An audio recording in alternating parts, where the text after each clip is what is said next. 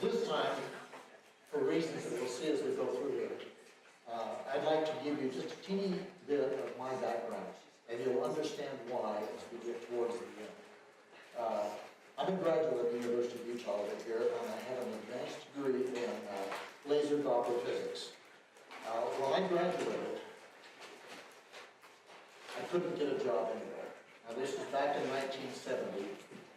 It was very advanced stuff, and that was the reason why. Eventually, there was an entity back in Washington, D.C. that asked me to come and work for them, and I did. And it's a fairly quiet, it was a secret agency. And because of the stuff that I had been working on, they gave me a lot of advanced things. And they turned out to work incredibly well.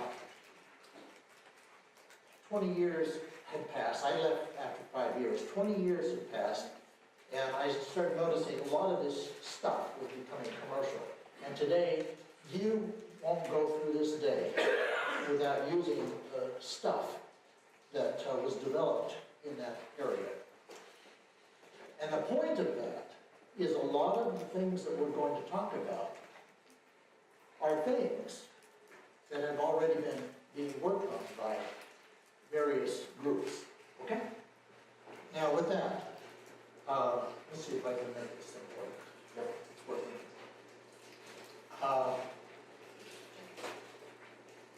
We had AI1 last year, as you know.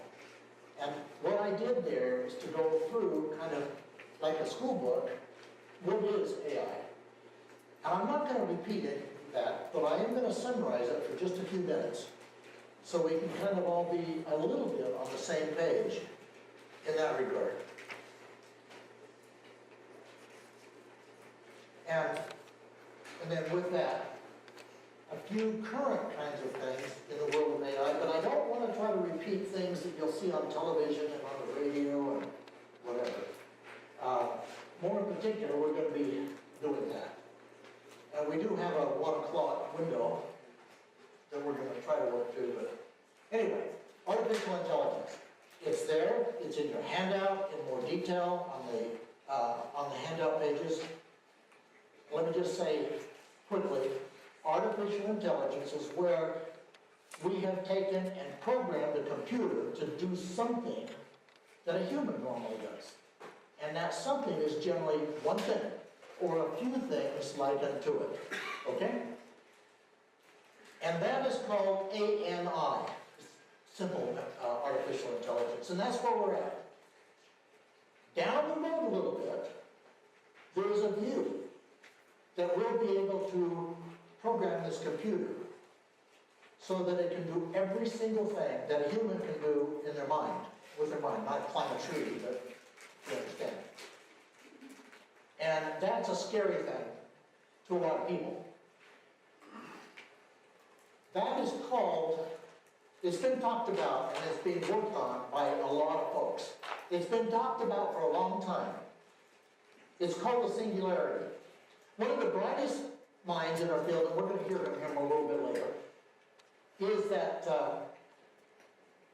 it's called the singularity, and there's a lot of worry as to what that will mean when you can have the classical robots, which actually are smarter than humans. And they can figure things out in a really short period of time. Okay. So it's a quick discussion on what AI is. And now,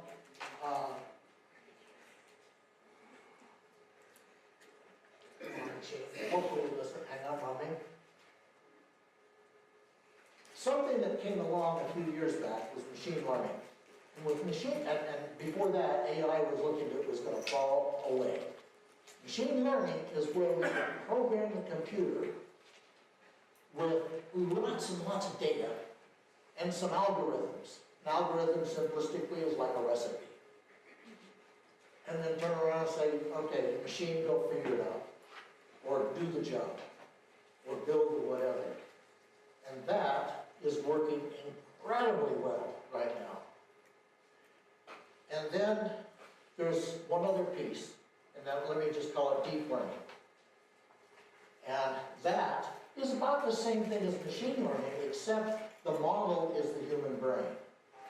And instead of neurons, which there are only about 100 billion of them in everybody's brain, what we have are very, very small semiconductors that are interconnected that we can now let that thing learn what we want it to do.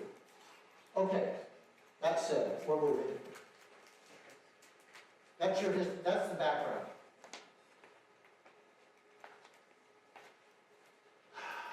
We're going to first talk a little teeny bit about healthcare. Not very much, we got a lot more a little bit later on. AI will revolutionize our lives. And see if I have a hard time seeing it. On the one hand, it probably will be a cure for cancer very soon. And on the end, these things are going to be able to fight wars for us. We'll see that here shortly. On the other hand, machine learning can be used to discover drugs and simulate. That's all actually good stuff. Read it. I can't see it. I can't. Okay, moving on. I'm trying to put us in a time frame. I don't know if I can get too close to that thing. Major eras in history. First, land.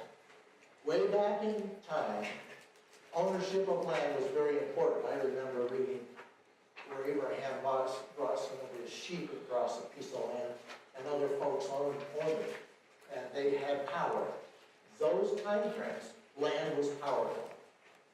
And as time went on, people learned how to do some other things. We got horses, figured out how to build a plow, we could plow this land, and things of that sort.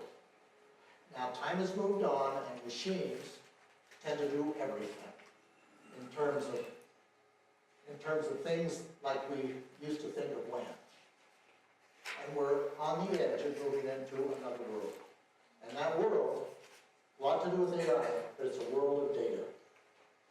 I just might say, then there's this question of, well, who owns this data?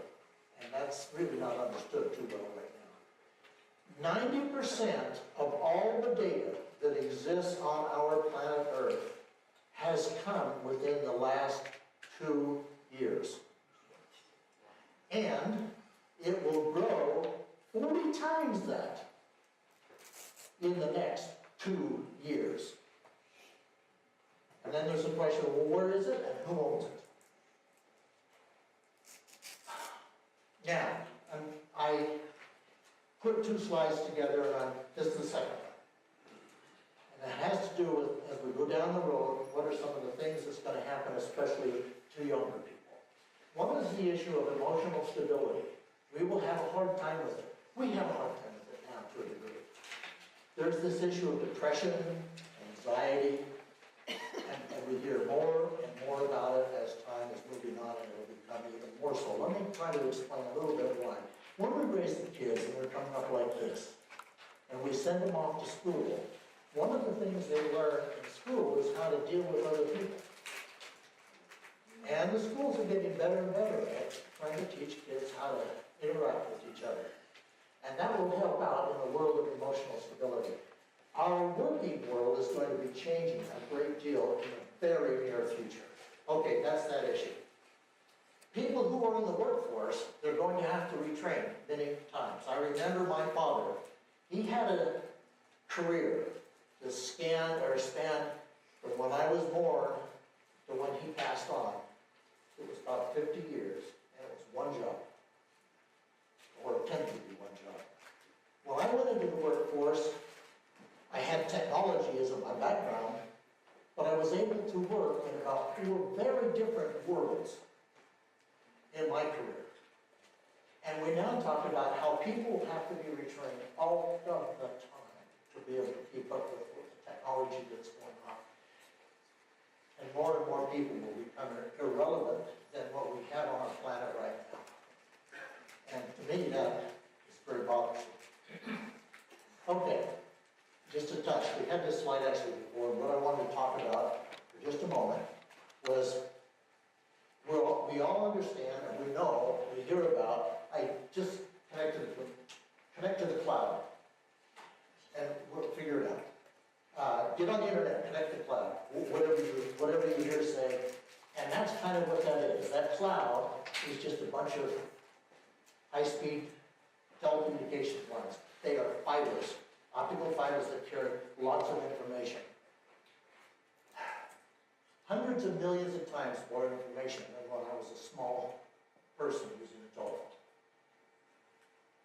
And it goes into the cloud, and it's got to get to something, and it goes to data centers. Oh, we've already talked about that for a moment, and there's not enough of them. When I had this Siri thing, last time I tried to get it to play some music, I had a little problem, but when I asked Siri to do something, and I asked it specifically, play the Russian national anthem, knowing the little box that I had, or even if it were my phone, I don't believe at the moment has the Russian national anthem in there, stored in that little thing. It has to go somewhere, and off it goes, in this case, out into the cloud, and it goes and finds a data center that's controlling Siri, and gets that music and plays it for me in just a blink of an eye. And that's the way it works right now. It's also going to change. And here is the problem. I want to talk about the thing on the left-hand side. Incredibly enough, we're running into a bandwidth problem on those fibers and that data center, the stuff in the cloud, and it's going to be hard to fix it. There's also a cost issue. One of the things, and also there's a desire on the part of many with their devices, like our cell phones. We would like to have that thing do everything. We'd like to be able to say Siri, and whatever it is, and have it have the information inside of it, and we are there. Just coming out right now, some companies already have them, but in general, we are going to have the storage inside of this machine that would be able to find my Russian national anthem or whatever it is and play it. That means what we have done is we've put artificial intelligence now at the edge of the network, and that device can figure out what I'm trying to do and think to a certain degree and have enough storage that it can go find it. That's happening now, and we're going to see a lot more of it. One firm that has come up with this stuff is a firm ARM. They've come up with a new processor with memory specifically designed for AI to go in these kinds of things. And they're hitting the markets right now. Intel has them, and 2 or 3 other firms have it. They're coming out right now. They're incredibly small and do all this kind of stuff. This first came to light for me because I knew that I could click on an app in here. I could speak English into my phone, and it would come back and show me what the Spanish translation was. But anywhere it worked just fine. And probably many other languages I didn't try. Then I went to Peru, and it didn't work. What's going on? The problem was I wasn't connected to that data center. I had to go to a Wi-Fi place where that command would go off to a data center, make the translation, and send it back. All about to change. Okay. And that was my little example, and it's a lot more to come. You can read that. What does it say?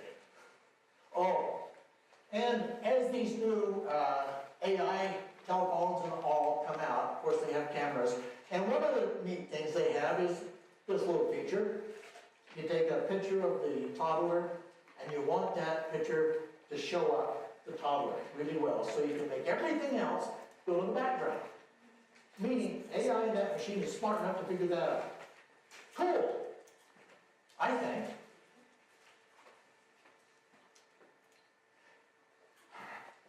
They also talk, when they bring these out, now these things exist right now, but not my phone.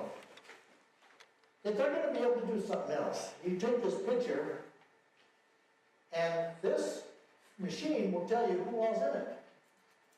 You see that? Is that neat or scary? Okay. Coming to you this early next year. Oh, you may know about this one. I like this one. Fake videos. We have an election, I understand, coming up pretty soon. We're entering an era in which our enemies can make it look like anyone is saying anything at any point in time, even if they would never say those things. So, Can we hear it? for instance, they could have me say things like, I don't know, Killmonger was right. Ben Carson is in the sunken place. Or, how about this, simply, President Trump is a total and complete dipshit. See, I would never say these things. At least not in public address. But someone else will. Someone. Jordan Peele. This is a dangerous time. Moving forward, we need to be more vigilant with what we trust from the internet. It's a time when we need to rely on trusted news sources. What do you think of that? Scary. And it's very straightforward today. Okay, I threw this in as a side note, and I'll talk more about these kinds of things. This is not too particular for us right here, too important for us. Other than I find it really interesting that these Intel drones with AI are able to go in. There's some big problems with the Great Wall of China that's kind of falling apart. And they're going to go and fix it. No humans have to deal with it. Okay.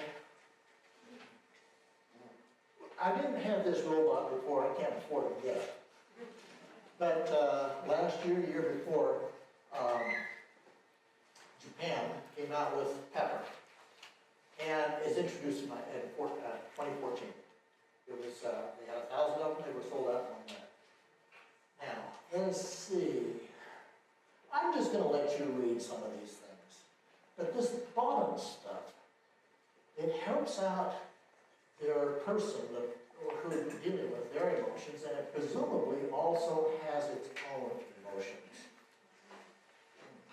This is 2-year-old technology. Here, let's continue to go. Oh dear. Okay. This morning, I heard on a Facebook thing that there's going to be some really neat Google assistants coming out right now.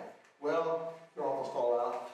And here's a little video. I've got 4 or 5 of them. Listen to this. As I said earlier, our vision for our assistant is to help you get things done. It turns out a big part of getting things done is making a phone call. You may want to get an oil change schedule, maybe call a plumber in the middle of the week, or even schedule a haircut appointment. You know, we are working hard to help users through those moments. We want to connect users to businesses in a good way. Businesses actually rely a lot on this, but even in the US, 60% of small businesses don't have an online booking system set up. We think AI can help with this problem. So let's go back to this example. Let's say you want to ask Google to make you a haircut appointment on Tuesday between 10 and noon. What happens is the Google Assistant makes the call seamlessly in the background for you. So what you're going to hear is the Google Assistant actually calling a real salon to schedule an appointment for you. Let's listen.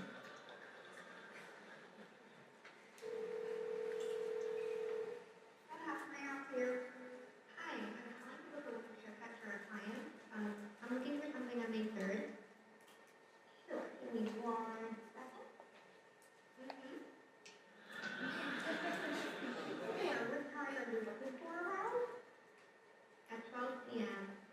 We do not have a 12 p.m. available. The closest we have to that is a 1:15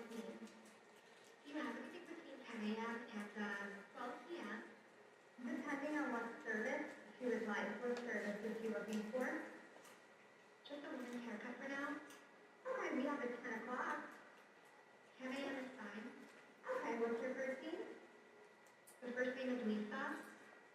Okay, perfect. So I will see Lisa at 10 o'clock on May 3rd. Okay, great. Thanks, great. Have a great day then.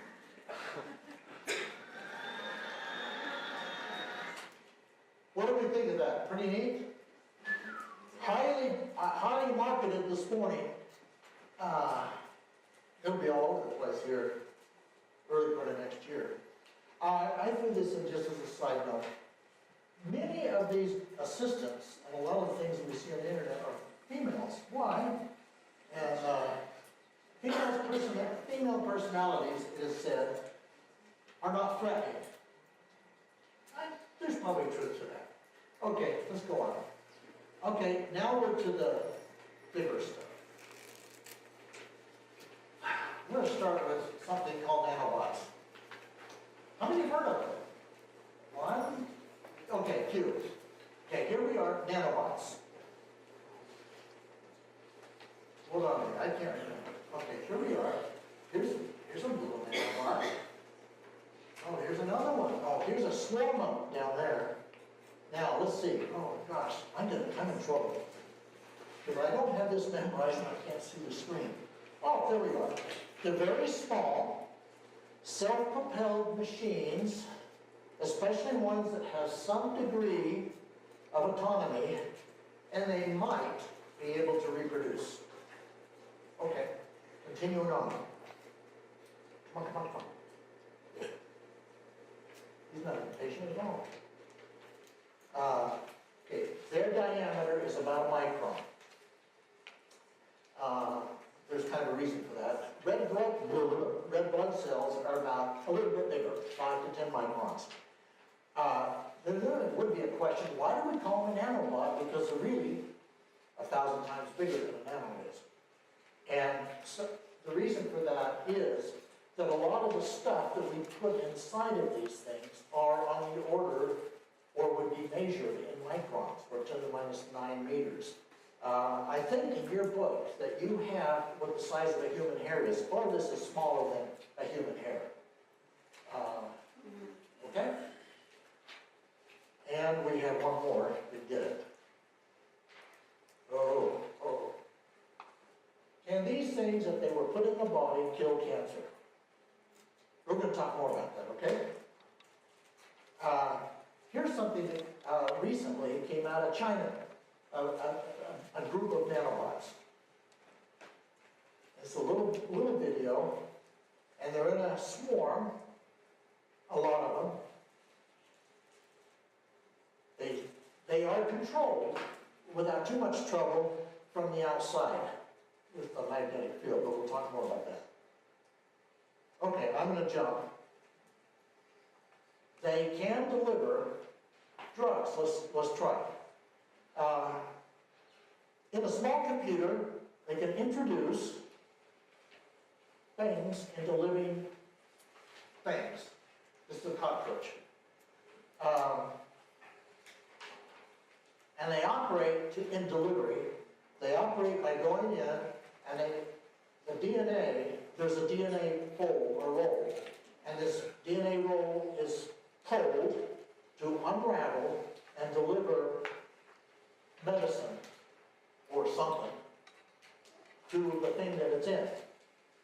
And this would generally be a bloodstream of an animal. And, no, I've already said that. Okay.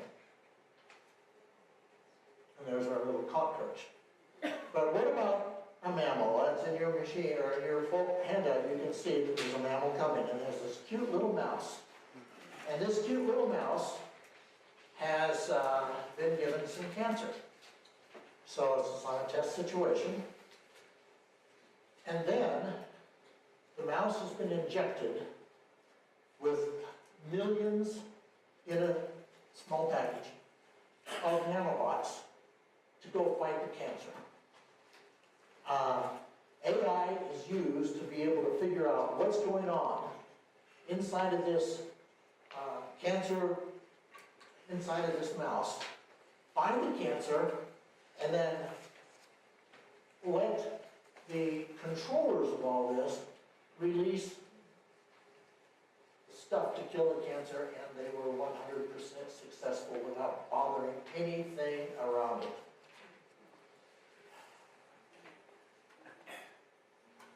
Who's doing this research? Who? Yeah. I've read where several outfits are doing it, but the bit of this stuff specifically is coming from China, Arizona State, and One-Third University. Actually, the reason I'm so very interested in it is I would like to find when the clinical trials on a human might happen. And somehow I get the feeling that might be in China, but whether that is or not, I don't know. It's easy for you to look it up and you can see what's going on and track it, and that's what I'm doing.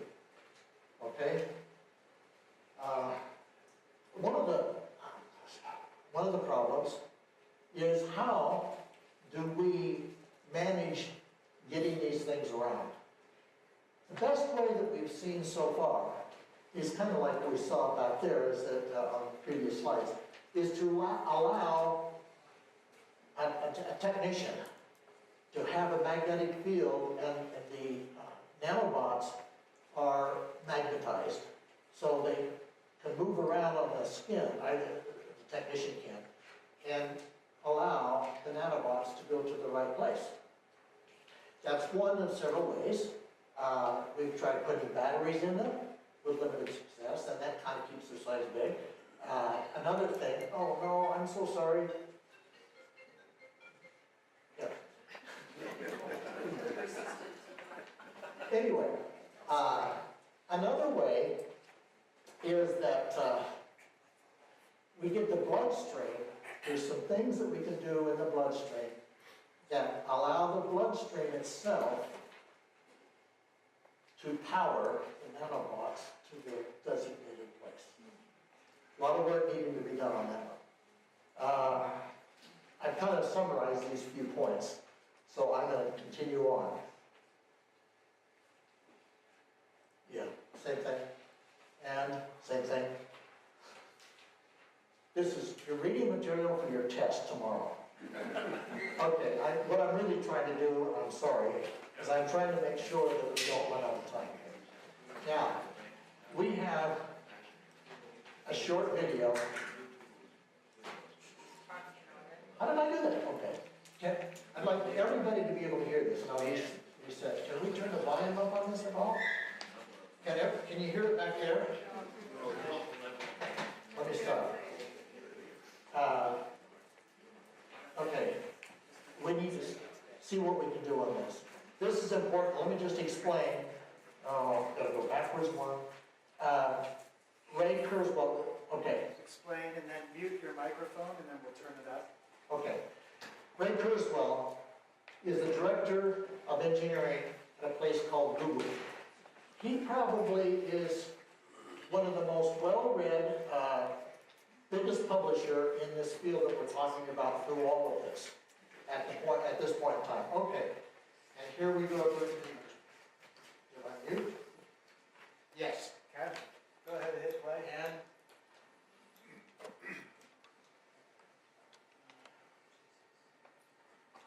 There are tools to extend our reach. We couldn't reach that fruit at that higher branch 1,000 years ago, so we fashioned a tool. We then were able to create new tools with those tools. We had a whole other evolutionary process. And we will literally expand not only the size of our neocortex, but the number of levels of abstraction. Those additional levels we added 2 million years ago enabled us to create music and art, humor. This is billions of times more powerful than the computer. I use this as an undergraduate per dollar, but that's not even the most interesting thing about it. If I want to access 10,000 computers for 2 seconds, I can do that wirelessly. It multiplies itself in the cloud 10,000-fold. That's what we're going to do with our neocortex. So, I'm walking along and I see like a page coming. I'm going to think of something clever to say. My 300 billion modules in my neocortex isn't going to cut it. I need a billion for 2 seconds. I'll be able to access that in the cloud, just like I can multiply the intelligence of my smartphone thousands-fold today. But we're going to add additional levels of abstraction and create more profound means of expression. So we're going to be more musical, we're going to be funnier, we're going to be sexier, we're going to better at expressing loving sentiments. That's my vision of what we'll do with AI. Evolution creates structures and patterns that over time are more complicated, more knowledgeable, more intelligent, more creative, more capable of expressing higher sentiments like being loving. So it's moving in the direction that God has been described as having these qualities without limit. And so I think evolution is a spiritual process that makes us more godlike. And there is beauty and love and creativity and intelligence in the world. It all comes from the neocortex. Okay, we can turn this back on. I hope that you were all able to hear that. And I hope that you were all able to catch the fine points of what he was saying. I have tried to put in this handout, although there is going to be an upload on the website so that people can go back and see this again. But I've tried to get a handout, there is a reference to most of these videos. So you can get to them a number of different ways. Ray has been one of the standouts in the last 10 years in figuring a lot of this stuff out. He's, by the way, who's been the predominant person who has described that the singularity would happen in the year 2039. He's very specific about that. A lot of people say, no, it's afterwards. And now there are some firms that say, we got it now. I don't know. We'll see. Okay, let's go. Where are we at? Yes. You need singularity, you said, go as far as meaning like an implant in the brain. Oh, my fault. I'm really sorry. The singularity is when, quite separate, we have this robot thing over here, and we can load it and learn it, let it learn with machine learning to know as much as any human knows. Okay, now, so I apologize for jumping over there. Now come back over here. What about the humans? Because Kurzweil's described that. And he did. He described that right there. And you caught it, and I hope everybody else did. This issue, this development, is expected to take place well before the singularity, which means humans will be able to have surgically implanted into their brain the ability to connect to a computer to do all kinds of things. Send emails, receive emails, etc.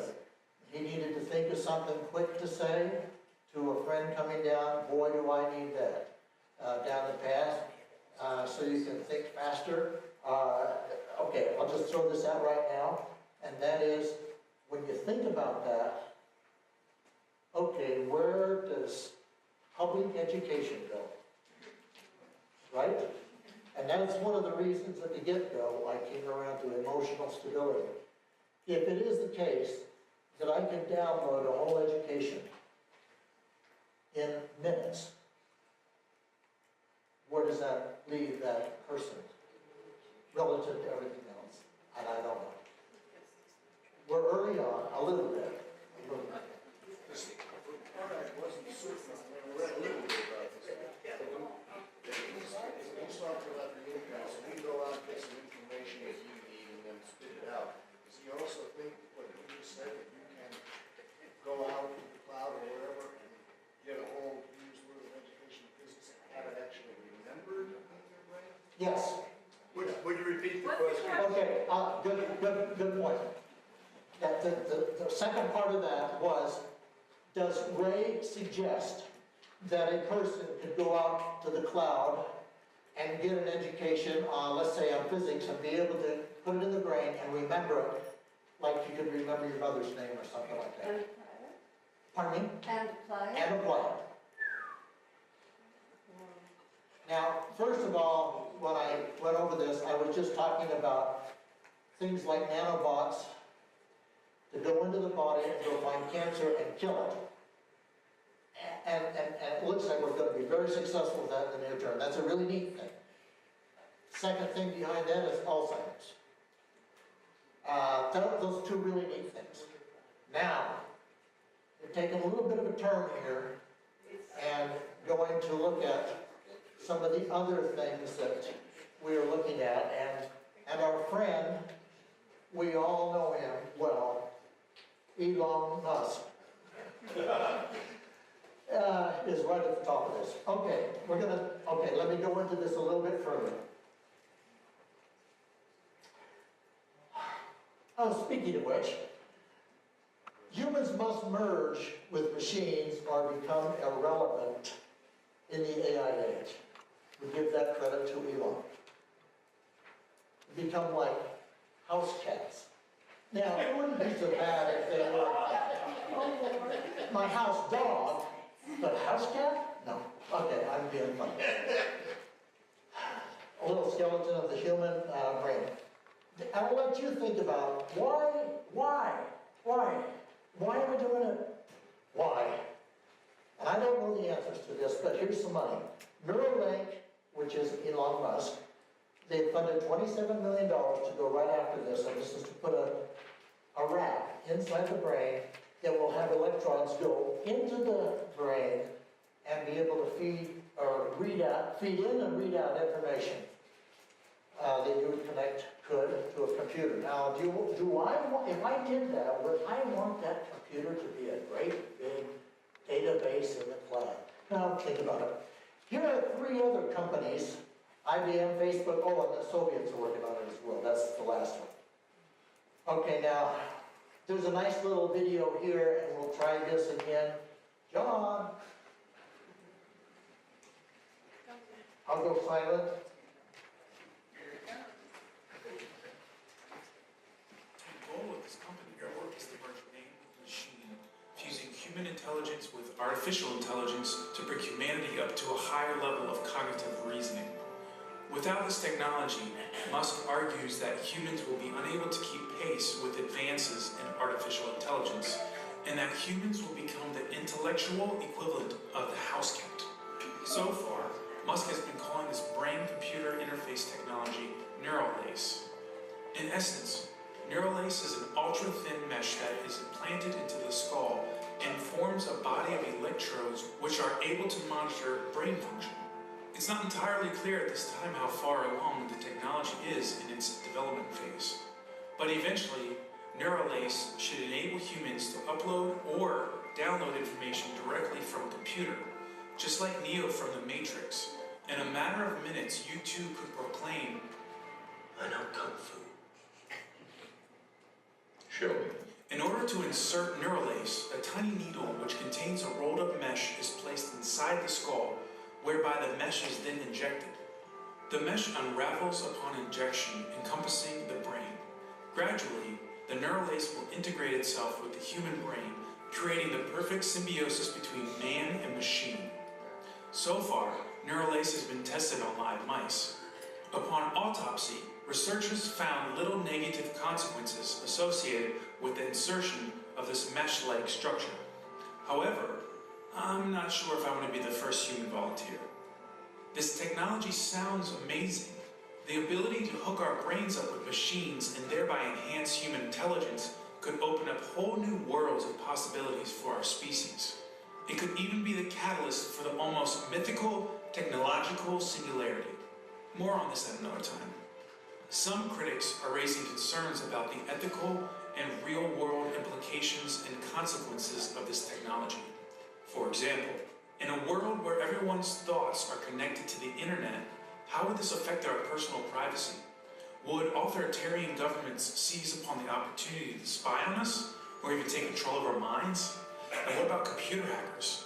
Would they be able to exploit vulnerabilities in the software of our minds, or inject viruses directly into our consciousness? All of this remains to be seen.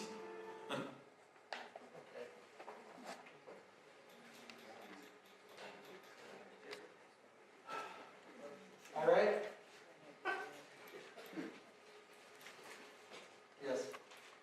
How does human reaction, touch, that kind of relate to all this? I suspect, Repeat the Please question. restate. oh, how do humans react to this, I think? Love.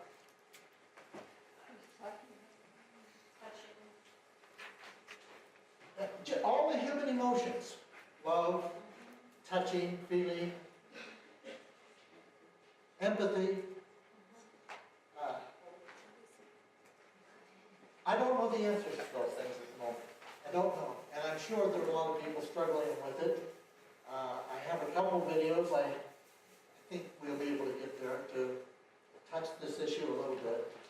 So far, interestingly enough, where I've heard well-known people like Bill Gates and Stephen Hawking, and et cetera, talk about the dangers of AI. They tend not to be talking about this. They tend to be talking about those robots that are coming out of the singularity, which possibly are much more frightening. If we, as an industry or as a world, don't try to control what we're doing. And that's a very big thing, because when you look at it, a lot of the work right now is being done by firms who are looking at the great financial prospects of what they're doing. And that's the thing that scares me, is that there's a lot of money to be made in this world. And currently there are the big 5 companies who are spending billions of dollars, best I can tell, almost every year. It's Facebook, IBM, Google, what am I missing? Amazon, Microsoft. And and those are the ones that we're aware of. China's outspending us.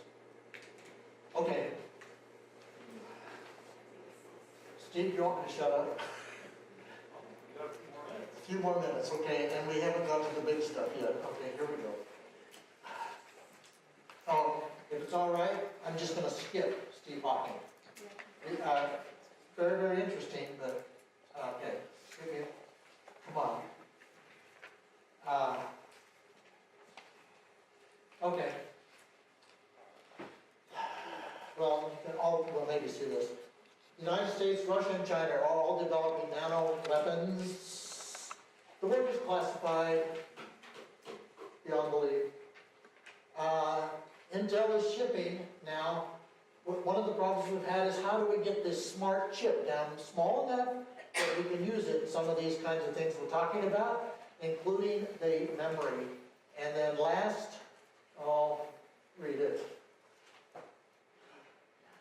Okay. Here's another short video. Enjoy it.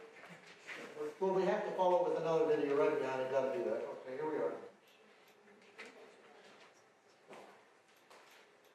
Pilots directed almost 3,000 precision strikes last year. We're super proud. It allows you to separate the bad guys from the good. It's a big deal. But we have something much bigger.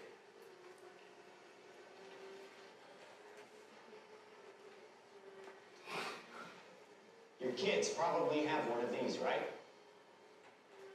Not quite. Hell of a pilot? No. That skill is all AI. It's flying itself. Its processor can react 100 times faster than a human. The stochastic motion is an anti-sniper feature.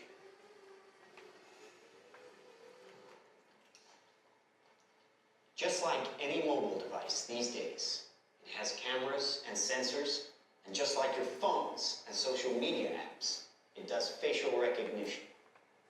Inside here is 3 grams of shaped explosive. This is how it works.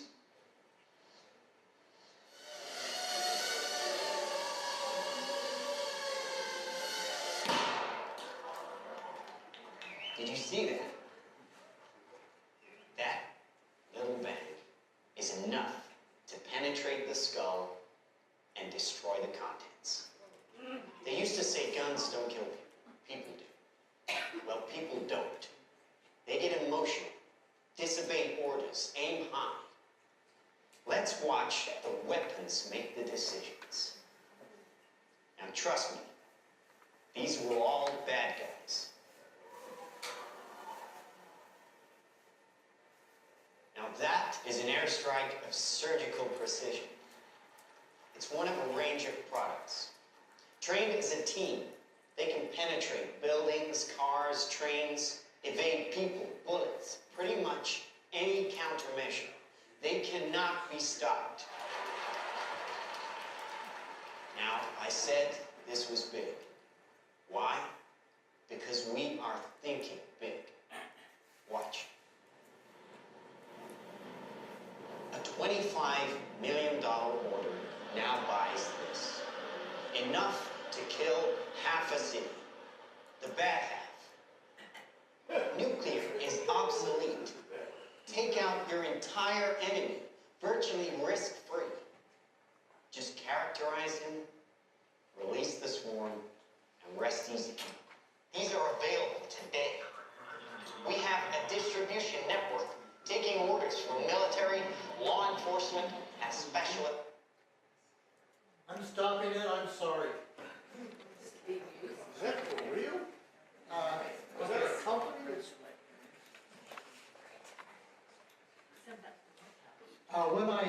When I started out, I told you that there's stuff that gets classified. Okay, you wouldn't think this is real. You don't hear about it. They are just being built right now. They are not available. They are built, and they do work. They haven't been used, to my knowledge, in any military situation.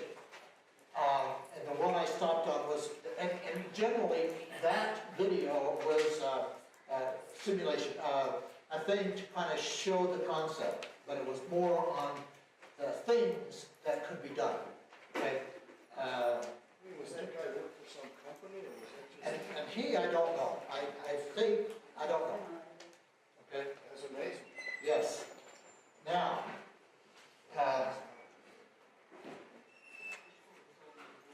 and this, just leave it there. In fact, I'm going to jump it. He's at University of Berkeley, University of California, Berkeley, and explaining that this is coming to be right here soon and stuff like that.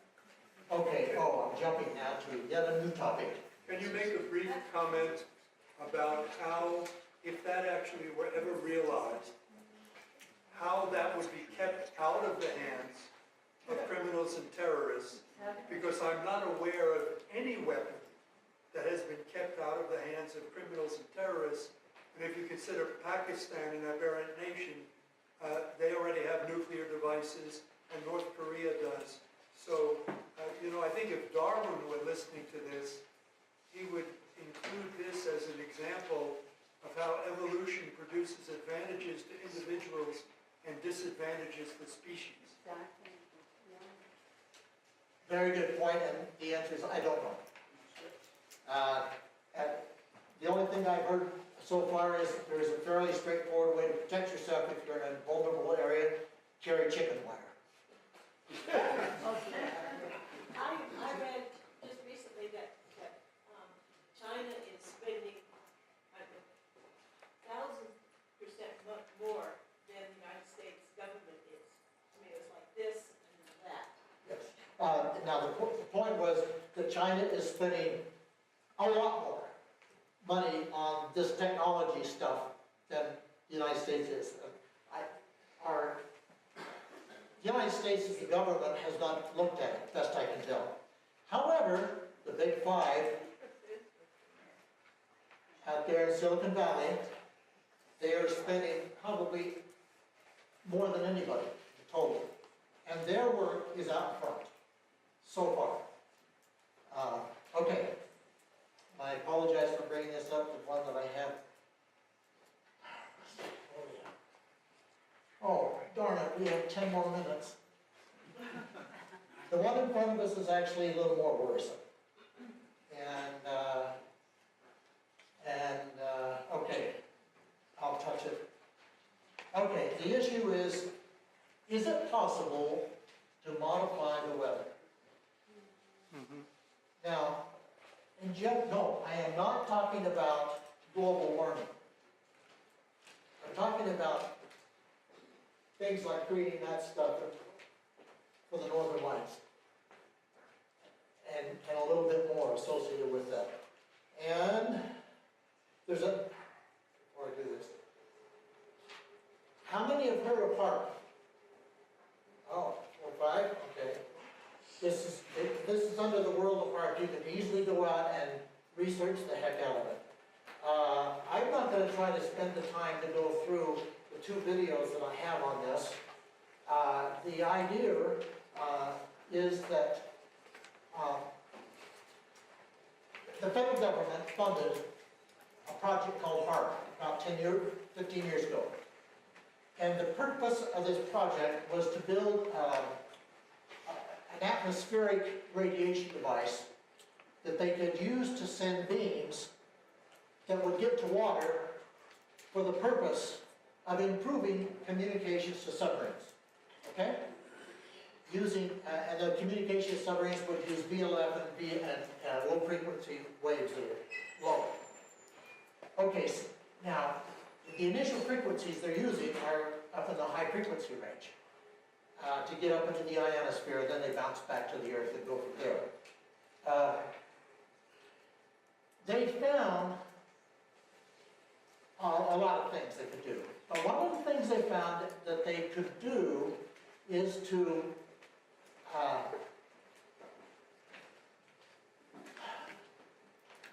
move some of the weather around a bit through the ionosphere. Push the ionosphere a little here or there. Oh, I did that. Stop.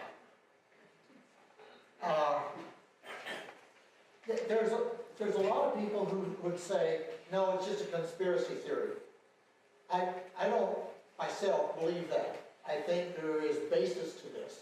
When the conspiracy theorists started to make a lot of noise, the government took it quiet, handed it over to the University of Anchorage, and you can go up and do little tests on it and that kind of thing.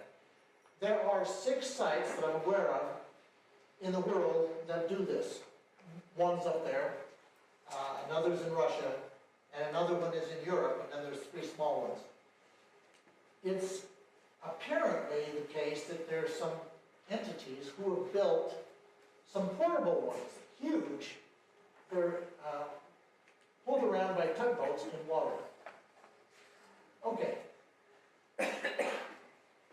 The thing that we just got through, we're not quite through it yet, but Hurricane, Tropical Storm Florence. When you look at the weather maps, real-time weather maps, it appears that something strange was going on to cause that weather pattern to stay right there, which caused a lot more disaster. Then there would be a question, why would somebody even do something like that?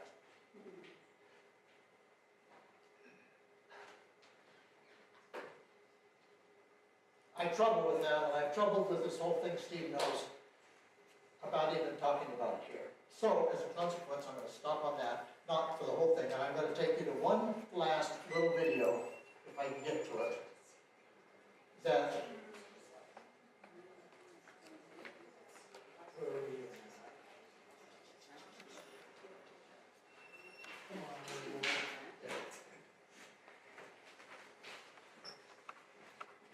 and this one is quite important.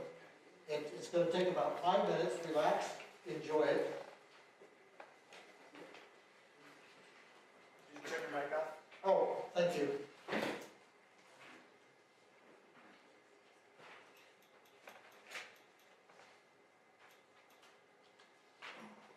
That's me, I think, isn't it? Yep. Stuff. IBM has a bot named Watson. You may have seen him on TV destroy humans at Jeopardy, but that was just a fun side project for him. Watson's day job is to be the best doctor in the world, to understand what people say in their own words and give back accurate diagnoses. He's already doing that at Sloan Kettering, giving guidance on lung cancer treatments. Just as autos don't need to be perfect, they just need to make fewer mistakes than humans, the same goes for doctor bots. Human doctors are by no means perfect. The frequency and severity of misdiagnoses are terrifying, and human doctors are severely limited in dealing with a human's complicated medical history. Understanding every drug and every drug's interaction with every other drug is beyond the scope of human knowability, especially when there are research robots whose whole job it is to test thousands of new drugs at a time. And human doctors can only improve through their own experiences. Doctor bots can learn from the experience of every doctor bot, can read the latest in medical research and keep track of everything that happens to all their patients worldwide and make correlations that would be impossible to find otherwise. Not all doctors will go away, but when the doctor bots are comparable to humans and they're only as far away as your phone, the need for general doctors will be less. So professionals, white-collar workers, and low-skill workers all have things to worry about from automation. But perhaps you are unfazed because you're a special creative snowflake. Well, guess what? You're not that special. Creativity may feel like magic, but it isn't. The brain is a complicated machine, perhaps the most complicated machine in the whole universe, but that hasn't stopped us from trying to simulate it. There is this notion that just as mechanical muscles allowed us to move into thinking jobs, that mechanical minds will allow us to move into creative work. But even if we assume the human mind is magically creative, it's not, but just for the sake of argument, artistic creativity isn't what the majority of jobs depend on.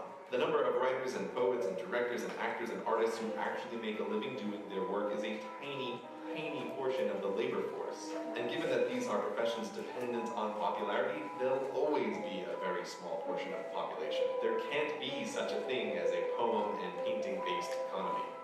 Oh, by the way, this music in the background that you're listening to, it was written by a bot. Her name is Emily Howell, and she can write an infinite amount of new music all day for free. And people can't tell the difference between her and human composers when put to a blind test. Talking about artificial creativity gets weird fast. What does that even mean? But nonetheless, it's a developing field. People used to think that playing chess was a uniquely creative human skill that machines could never do, right up until the point they beat the best of us. And so it will go for all human talents. Right. This may have been a lot to take in, and you might want to reject it. It's easy to be cynical of the endless and idiotic predictions of futures that never are. So that's why it's important to emphasize again that this stuff isn't science fiction. The robots are here right now. There is a terrifying amount of working automation in labs and warehouses around the world. We have been through economic revolutions before, but the robot revolution is different. Horses aren't unemployed now because they got lazy as a species. They're unemployable. There's little work that a horse can do to pay for its housing and hay. And many bright, perfectly capable humans will find themselves the new horse, unemployable through no fault of their own. But if you still think new jobs will save us, here's one final point to consider. The US Census in 1776 tracked only a few kinds of jobs. Now, there are hundreds of kinds of jobs, but the new ones are not a significant part of the labor force. Here's the list of jobs ranked by the number of people who perform them. It's a sobering list with the transportation industry at the top. Continuing downward, all of this work existed in some form 100 years ago, and almost all of them are easy targets for automation. Only when we get to number 33 on the list is there finally something new. Don't think that every barista or white-collar worker need lose their job before things are a problem. The unemployment rate during the Great Depression was 25%. The list above is 45% of the workforce.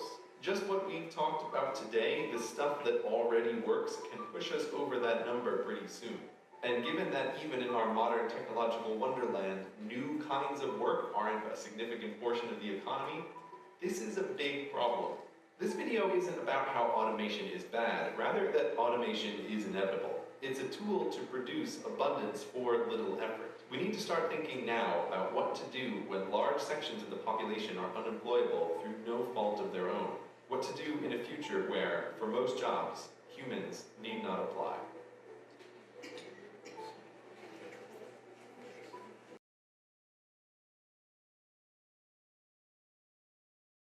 And some of this stuff is a little further off than otherwise. And what do we do about it? It's not clear on all of these things. It's not clear what we do.